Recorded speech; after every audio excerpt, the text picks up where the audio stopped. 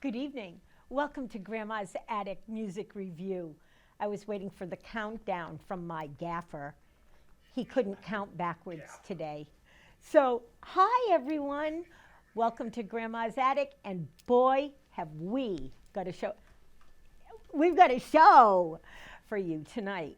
So, we have singer-songwriters, we have rock and roll bands, we have blues bands, we have jazz bands. We have fiddlers, we have all kinds of things. But tonight, we have, in my humble opinion, one of the best, most accomplished, most talented cello players in the world. And I know this because he just got back from across the pond. He will tell you about his travels in our interview, but brilliant, brilliant. He takes that one single, my favorite instrument, cello, and turns it into an orchestra. He can sing in 37 languages. Not only is he brilliant as a musician, but he also has a brain outside of that. So intellectually, he's good to talk to. We'll have a great interview. I've followed him for a little while, and then I kind of jokingly asked if I could have a ticket to his show, and he gave it to me. And since then, we haven't lost contact. I'm bringing him to New London for a show on Sunday the 15th. But just to give you a taste, just to tease your palate, we're going to have him play here tonight for you. You're going to be blessed beyond control. Please sit back, relax, and absorb all the wonder that is Ian Maksin. Thank you so much, Dot. It's really great to be here, and I'm very happy to be able to share some of my music with your audience here in southern New England. I would like to play some of my original music that I've written throughout the years, inspired by my travels to different parts of the world. And then I would like to share a few songs also that were taught to me by musicians during my travels to different parts of the world. I do believe that music can connect us in a completely different way, much more profound way than other things, and can help us find more love, compassion, and kindness within ourselves, and be able to share it with people around us. So the first composition is called the beautiful Italian word sempre, which means always. And I call it sempre because to me this is takes us to place or no place and no time. There's a guy that his name is Joe Dispenza. This is what he calls this sort of state: no place and no time, and that's the different dimension where healing begins and where we can find love.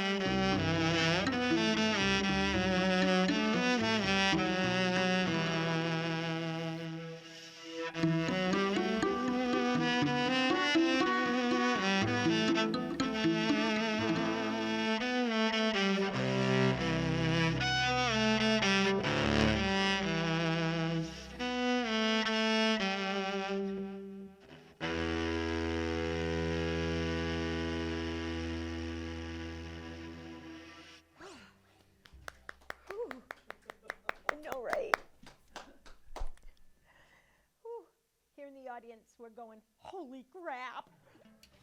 Oh my goodness. Thank you. Now I'd like to play a couple of compositions from the album I released in 2021. The album is titled The Alchemist because it was inspired by the book by the great Paulo Coelho, a very beautiful book, and it's a book about finding your own path. It's a book about empowerment. It's a book about following your dreams. And I do believe this music, in a way, is a musical enhancement, so to speak, to the book. But also, if you disconnect it from the book, it could, just on its own, sort of serve the same purpose of empowerment and inspiration.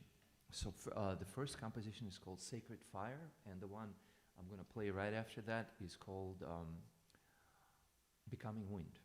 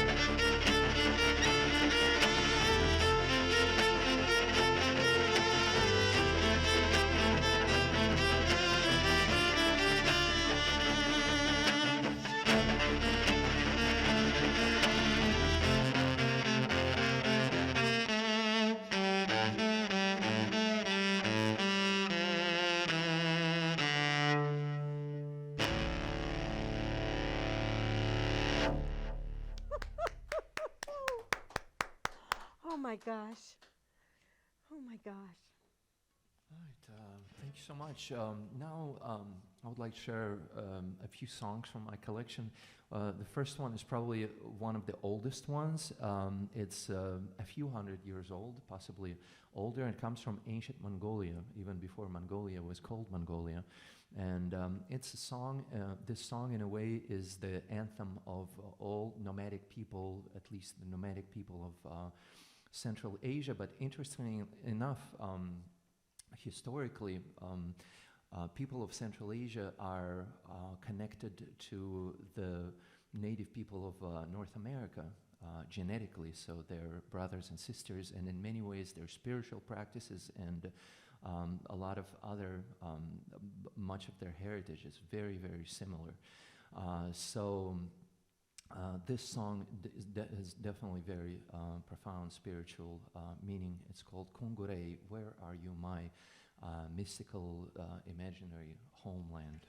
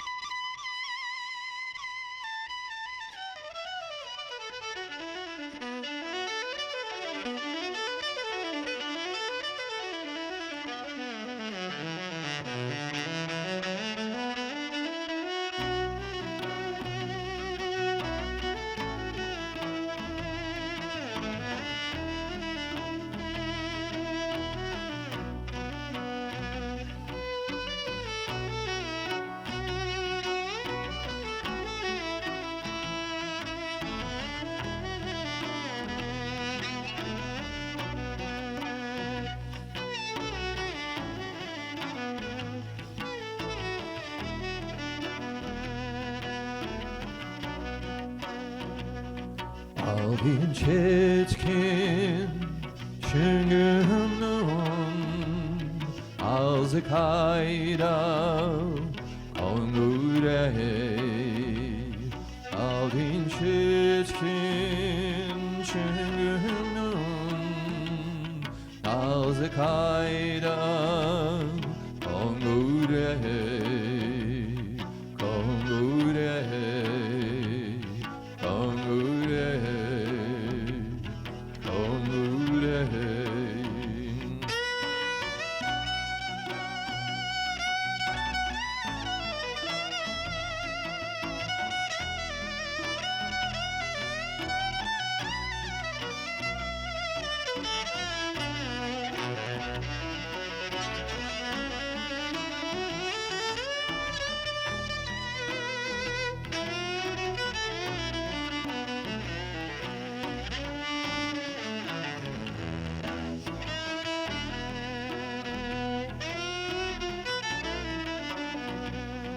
Algin çetkin şüngünün ağzı kayda kongurey. Algin çetkin şüngünün ağzı kayda kongurey.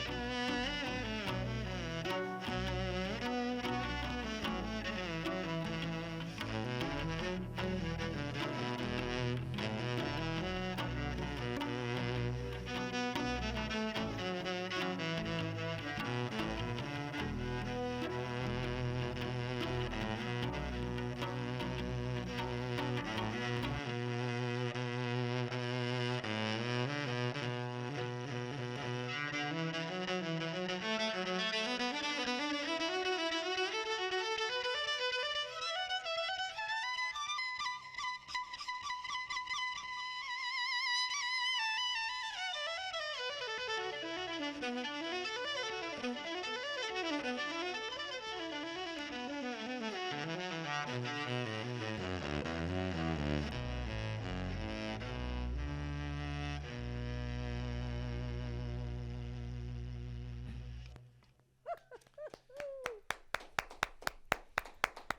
you so much. Threw in a little bit of David Gilmour there in the middle, and there's a good reason for that. I don't know if you noticed, but the harmony of this song is the same as Pink Floyd's "Comfortably Numb." I'm curious who who was first. So yeah, those things are quite interesting, and I find quite a few of those coincidences as I go through music from different parts of the world. Next is a song from Ukraine, and this was my grandma's favorite song, and she was the one who used to sing it very beautifully and taught it to me. It's a sad love song about a girl who fell in love with a violinist. In fact, she hadn't seen him. She only heard the beautiful music in the garden. And when she finally found him playing in the garden, it turns out he was playing for another young lady.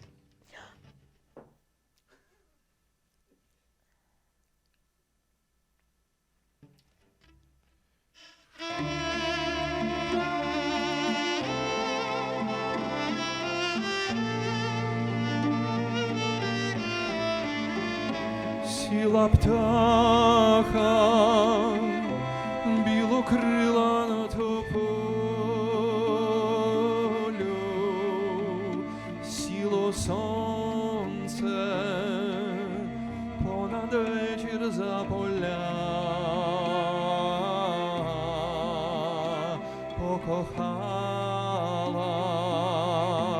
покохала я до болю.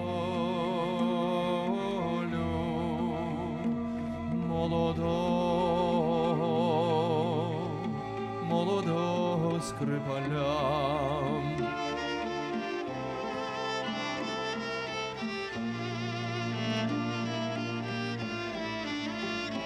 Покохала зачарована струною,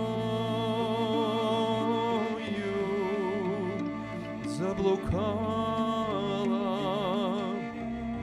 та мелодія вою. Гай зелений журавлиною весною я понесла своє серце скрипалю.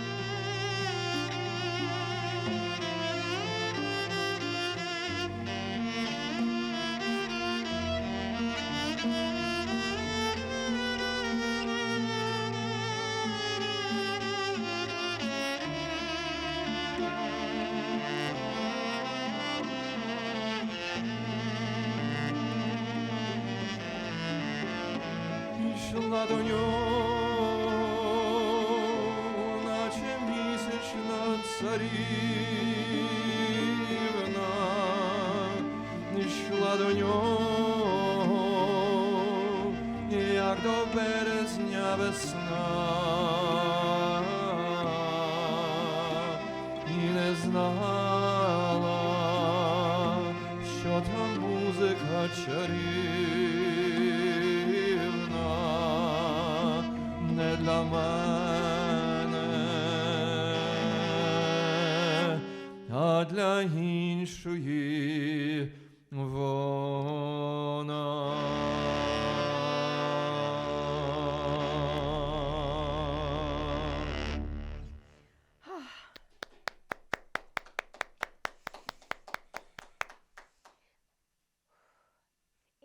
play one more song and then come chit-chat with me for a little while? Sounds like a plan. Let me do one more. This is going to be an old song, a bolero from Cuba from the 1920s. One of my favorite songs from the compilation. I'm sure most of you know this music. I'm sure most of you own a CD or this album. Otherwise, the Buena Vista Social Club. I used to have that album on replay in my car for many years, and not only in my car, but this is one of my favorite songs, probably one of the saddest songs on the album, and one of the saddest Latin songs I know. It's called 20 Años. It's about love gone by and used to be beautiful 20 years ago, but there's no reason to talk about it today because it's all in the past. 20 Años.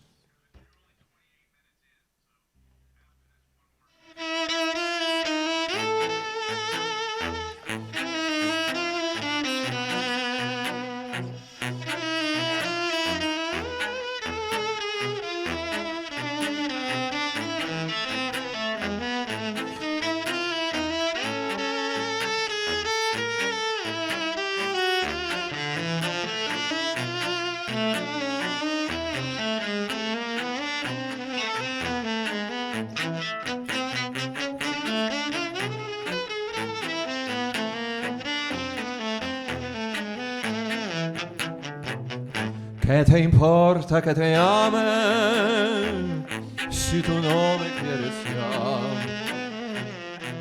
Un amor que ha pasado no se debe recordar. Fue la ilusión de tu vida un día lejano ya. Hoy represento el pasado, no me puedo conformar. Hoy represento el pasado, no me puedo conformar. Si las cosas que uno quiere se pudieran alcanzar, tú me quisieras lo mismo que 20 años atrás. Con qué tristeza miramos un amor que se nos va, es un pedazo del alma que se arranca sin piedad. Es un pedazo del alma que se arranca sin piedad.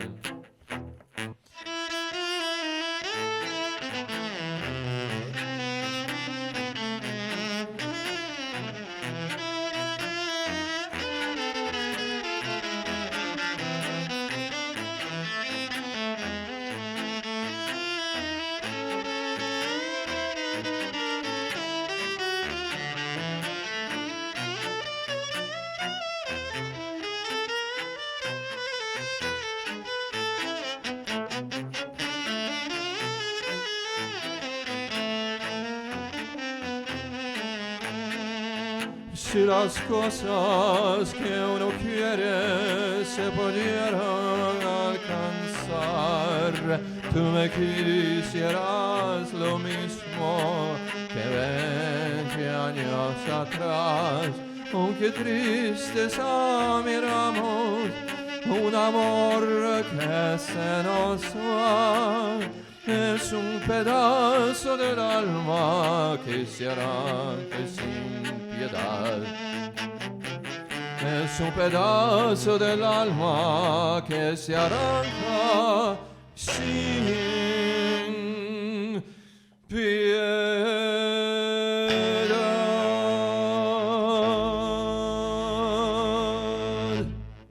Woo-hoo! Whew. So while Ian puts his cello down and comes over to sit with me, I know, I heard you, Drew, but anyway, we'll take care of it. Anyway, let me tell you what's going on downtown New London. There are several galleries. The Hygienic has the small gift equals small art equals small gift. display, and you can get there and get gifts made by local artists that can fill the artist pocket and your soul. Then across the street, there's a new gallery run by Susan McKay and opened by none other than our wing guy. Rod opened, closed Hot Rods and opened a gallery. And there's art all the same size, all the way around, done by a bunch of different artists. And you can go in there and you can get a beautiful piece of homemade art. Keep it local. Keep it real. If you spend your money here in your community, guess where it stays? Right here in your community. If you go to the big box stores, guess where your money goes? It doesn't stay here. So you know what I'm telling you. Do me a favor. Get out there and support some local artists. Support some local music. Speaking of local music, Ian's here, and he's playing this Sunday. Tomorrow morning is Sunday morning. Get up. Do what you do in the morning on a Sunday morning, and then at 1 o'clock be at the All Souls Unitarian Universalist Church, because Ian's going to play live. It's going to be an amazing concert. You can get tickets on Eventbrite. Let's talk to Ian. Hi. Hi, I'm Dot. so happy to have you here. Oh my gosh. I've followed you for a while now, and it was just by happenstance that I saw that you were doing a concert in East Hartford. And I was just being silly. I want you to know I never expected you to say to me, come to the concert. I was just being silly. But when you did, what a gift from the universe it has been for me to get to see you live, to get to interact with you and see what a real human you are. You're not just an amazing musician. Your humanity is deep and real, and I love that about you. So welcome to Grandma's Attic. Thank you. Thank you, It's so much fun to have you here. I'm very excited about bringing you to New London for people to see what you do. Now, is it true that you sing in 37 languages? Yes, it is. That's insane. I don't even know 37 languages. Like I can't even say. Well, I'm sure you. I'm sure No. you do. Every single one that I play, and if we list them, you're going to say you know what they are. Really? Probably, yeah. Okay, well, maybe. And you've been playing the cello for a while, but you have been invested in music most of your life. You've been very good at it Pretty most much. of your life. I don't remember not playing any music. And your parents sent you off to school for good musicians or just really smart kids? I started off at home. Our family was very, very musical. There was music sounding literally all day long, whether it was on the radio from a record or one of my parents was playing the guitar or the piano or singing or both. So I could not really imagine my life from a very early age without any music. So before long I picked up first the piano, then guitar, and then I heard cello on an old record when I was 5. So by the time I was 6, before I knew it, I already had a little 1/8 Cello. size cello, and I was beginning to play it. I did go to school. It was back in the Soviet Union in the city called Leningrad. I went to a school called Special School for Gifted Children at the conservatory. So you had to pass an exam. I guess I was, You good guess you enough were at gifted? the time, to pass the exam. I'm very grateful for that opportunity to be Right. able to receive musical training at that level and to be able to learn how to play the cello. Now, some people with that level of training and that kind of talent take it and use it for making money and making themselves important and blah, blah, blah. And what I see in you is pretty much exactly the opposite.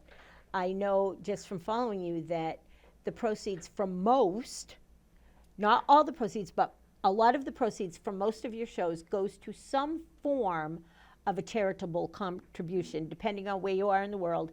And I know that a lot of what you've done in the last year or two has been for Ukraine. Now, Right. your grandmother was Ukrainian, am I right? Correct. So this is very near and dear to your heart. How is your heart knowing what's going on over in Ukraine and knowing that the best thing that you can do is give back and help make people Absolutely. aware? It was heartbreaking for me to see what was going on and what is still going on, and all of the civilians, especially kids, Yeah. who go through what really no kid deserves to go through.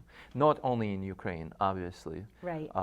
but to me personally, because it was so close to home, to me it was breaking my heart especially. So I asked myself, what can I do to help those people? And I did a lot of, for many days, for over 100 days, I did live streams every day to, at the same time I was raising money with the live streams and also directing them to the people of Ukraine, just to let them know that people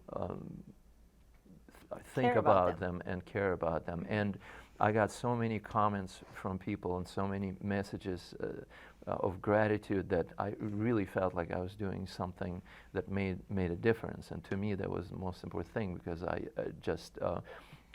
I could not just sit. I felt like I had to do something. So that's one thing, and obviously,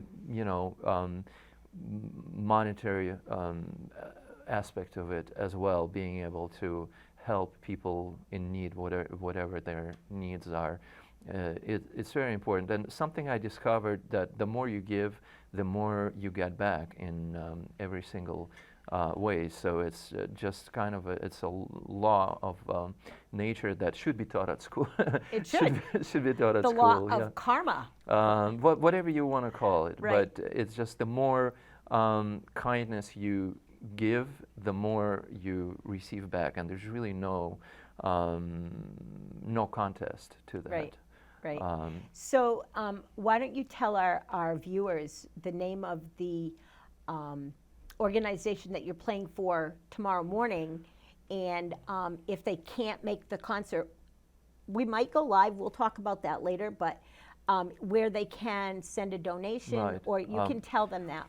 Absolutely. So currently, this portion of the tour, I'm teaming up with the nonprofit organization called the Leonid Foundation. It's a couple with 3 kids who started this charity at their New Jersey residence, and they just couldn't. They felt they needed to do something, and they started this charity. They started helping first just on volunteer basis before they even had this charity. They helped hundreds of families. In fact, I think currently they have helped over 2,600 people, 2,600 people. Individuals who came to New York and New Jersey, Ukrainian immigrants, people who had left absolutely everything behind and came here. Many of them had gone through PTSD. All of them had gone through bomb alarms and things like that. So, and they helped them out to the point that they had 2 or 3 families living in their own home. Oh, wow. In their basement and in their home, in their very modest home in New Jersey. So I wanted to help them out as much as I could, and so I'm donating a portion of the proceeds to their nonprofit. They are a nonprofit now, and they do all sorts of things, from providing living accommodations, providing furniture, providing bed sheets, providing food to those people in family, providing child care, and also sending things to Ukraine as well in form of humanitarian aid. And I know exactly that those things go directly to people. They don't go through, anywhere that it Through could get stuff. misused. Yeah. So all of those people. So that's why I'm very grateful for this opportunity to. It's a Yes, blessing. It's yeah. wonderful to see you investing in something so very important and so pertinent to what's going on in the world today. I have a very dear friend that's been counting the days Right. of the Ukraine problem, the Ukraine, whatever war, I don't like the word occupation, Right. I think is the word that they use. They've been occupied now for 400 and some odd days or something insane like that. But let's move on to things that are a little happier. One of the things that you and I discovered about each other the very first night that we met face to face was The Alchemist. You and I had read it within the same year. Absolutely. Of reading it. We both within that same year read it, and it really changed my life. But it made you write an album, and when I listened to it, I can envision it being in the music, in the book. I can just feel that. So what is it about The Alchemist? What is it that made you write this music? What is it that inspired you? Talk a little bit about that, because I think that everybody needs to read this book. I bought it for all my grandchildren. Like, Wonderful. just Good saying, for them. I think it's a book. You're one of the coolest grandmas I've ever met. Even though I still can't get over the fact that you actually have grandchildren. You're too young to have grandchildren, but I think they're extremely lucky to have you. Well, I think I'm lucky to have them. So talk about The Alchemist. Don't talk about me. Talk about The Alchemist. So I discovered this book. Ironically enough, it had been sitting in my carry-on. Somebody gave it to me as a gift, and it sat in my carry-on for a couple of years before I actually got around to reading it on a transatlantic flight. I can't remember. The flight was probably 8 hours long, and I managed to read it back-to-back twice. It's a pretty short read, probably 4 hours each. Right. It's not a hard read. Not a hard read at all. And I was already, I had gone through quite a personal journey myself, and many of the things that this book was talking about, I had already lived through myself, but it was a reaffirmation, if anything. It reaffirmed all of those things that I had discovered myself, and made me realize that I was on the right path.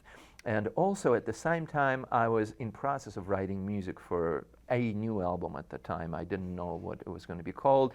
I was struggling with the concept, and just as I had finished reading the book, I realized that all these things started falling into place. It was like the missing pieces of the puzzle, and suddenly the music that I had already written started making sense. I realized that it had a certain purpose to it, and very quickly, literally in a matter of several days, I finished writing the missing pieces for the album, and it conceptualized itself very, very nicely and came together.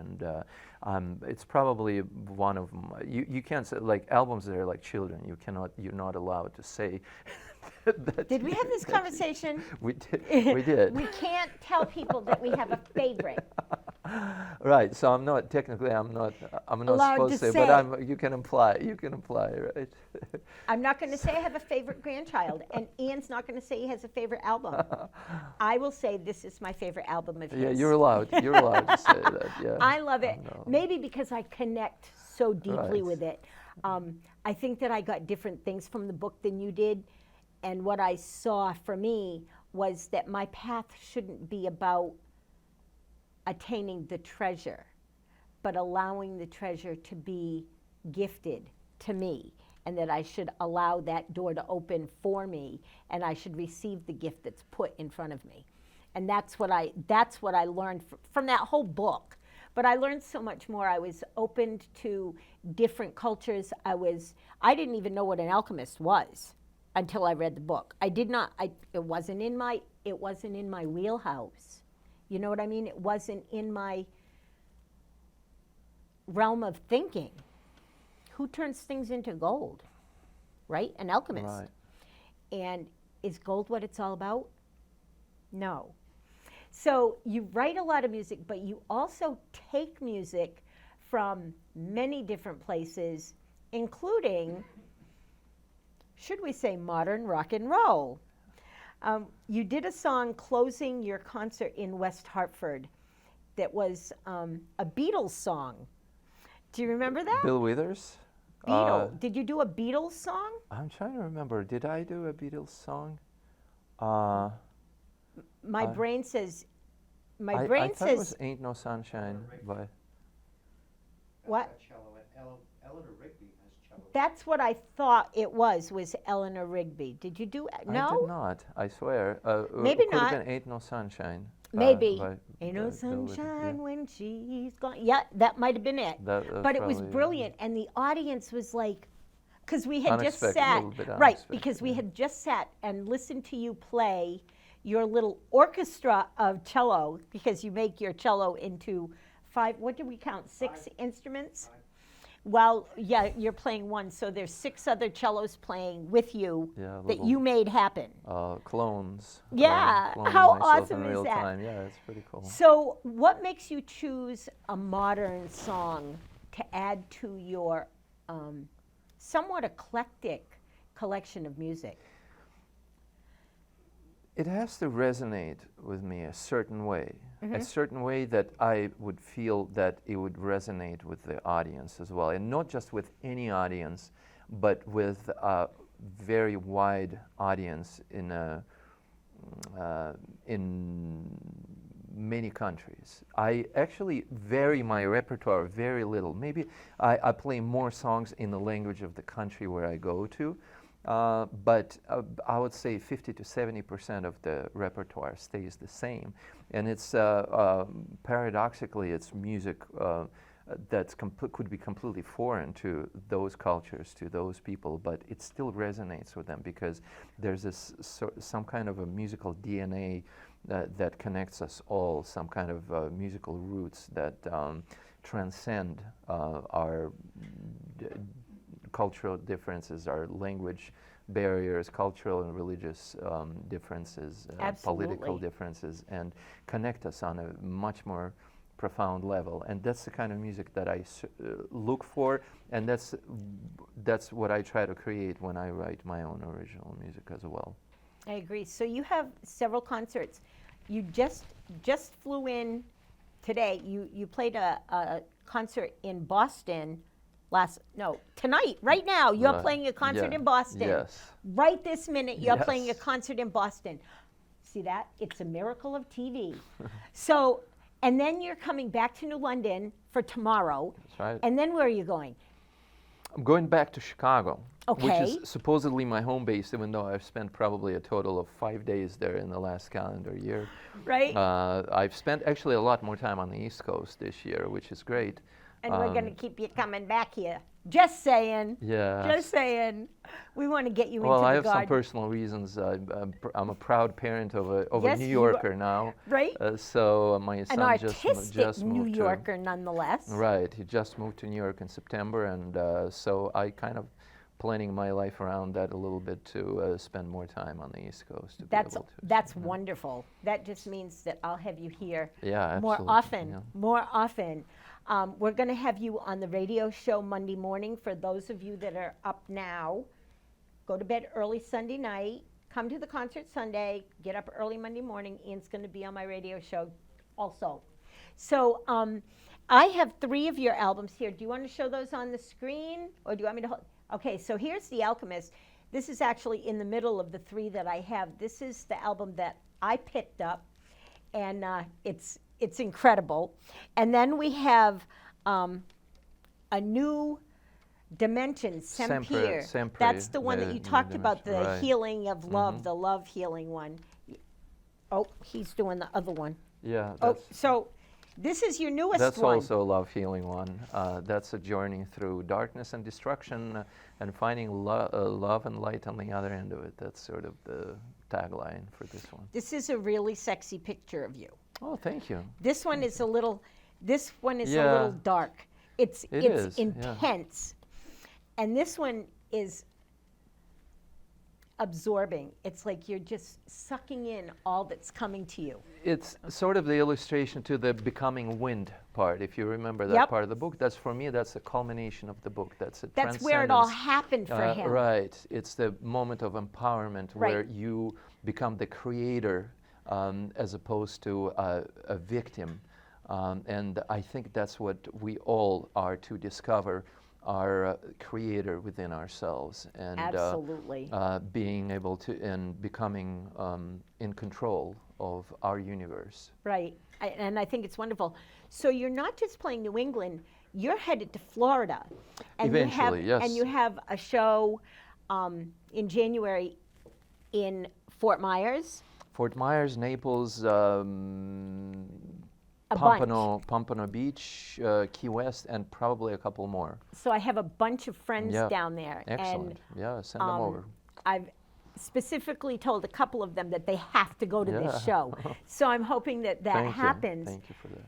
Do you feel like your travels feed your musical muse, or do they distract you from your musical muse sometimes? It's a little bit of both. I create my travel itineraries around the places that are the most inspirational for me, both in North America and elsewhere.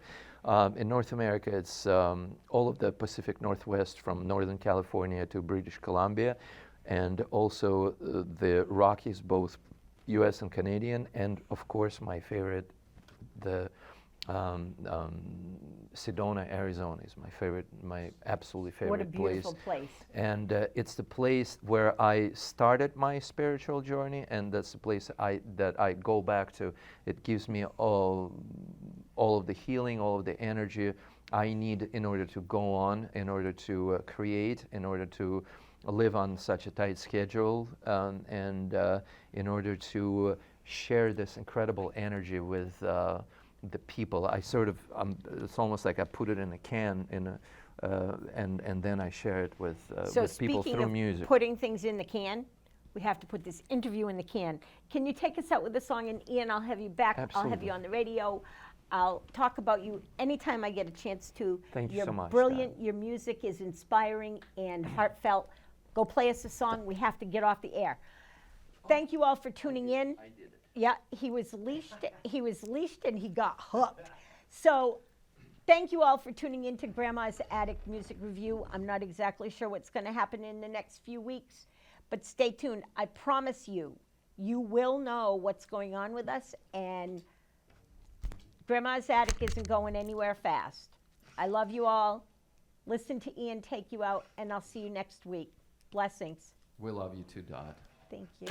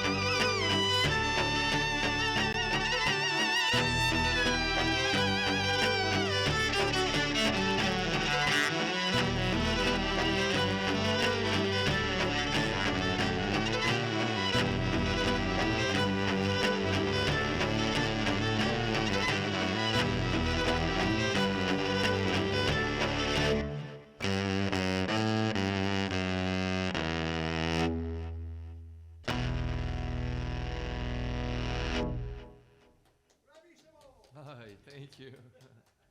We did it.